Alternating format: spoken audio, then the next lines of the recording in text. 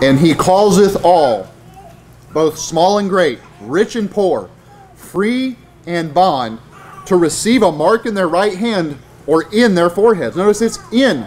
If your Bible doesn't say in their forehead or in their hand, you need to throw it away. It's wrong. It's going to be inside. And that no man might buy or sell, save that he had the mark, or the name of the beast, or the number of his name. Here is wisdom. Let him that hath understanding count the number of the beast. For it is the number of a man, and his number is 666. In other words, 666. Now turn back to Revelation 6. So as this begins to play out, and the Antichrist comes down, Satan will use the Antichrist and also the false prophet. Both of these men are called beasts. The Antichrist is called a beast, and then it says, I saw another beast. And this beast, this false prophet, does miracles. He causes fire to come down from heaven. He does miracles in the sight of men, so that people would question, well maybe, You know, and it's interesting because in Deuteronomy it gave us this warning. It talked about if there be a false prophet that comes and he says something and it comes true, the Lord is allowing it to test you, to try you, to see if you're really going to serve the Lord or if you're going to serve Baal. And that's essentially what's going to happen. The Bible warns about a great falling away, where people will say, but we all saw that miracle. He must be God. Because the guy that did the miracle then pointed to the Antichrist, and that's what's going to happen.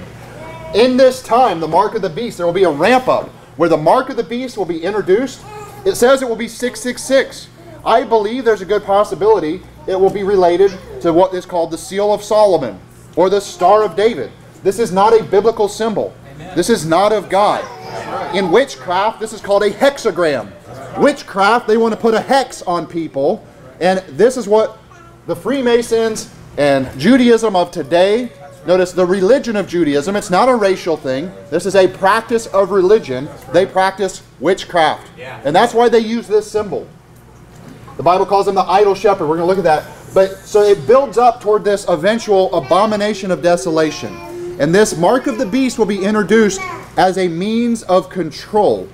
Now you're in Revelation 6, right? I'm going to read you. In Zechariah 8, it says, For before these days there was no hire for a man, nor any hire for beast, neither was there any peace to him that went out or came in, because of the affliction, for I set all men one against his neighbor.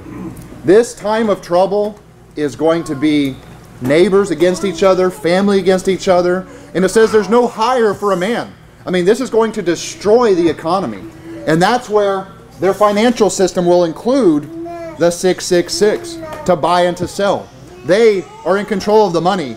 Your money is fiat currency. That means it has value based on what somebody spoke into existence. Hey, and they're not God, okay?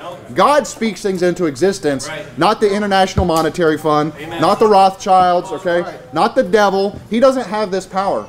But even the money that we have that's printed is based on a fractional reserve system, which means what real money exists is deposited in the bank, and then they can lend out 11 times more what they actually have on hand. Our money is an illusion already. And now credit cards have this chip in it, and it's always going to speed things up.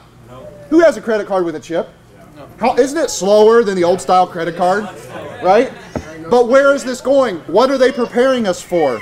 But the mark of the beast. They want to put a chip in your forehead or in your hand as a means of control. But one of the things that it said was that they worship the beast. They're going to worship the Antichrist. It's not just putting an RFID chip in your arm.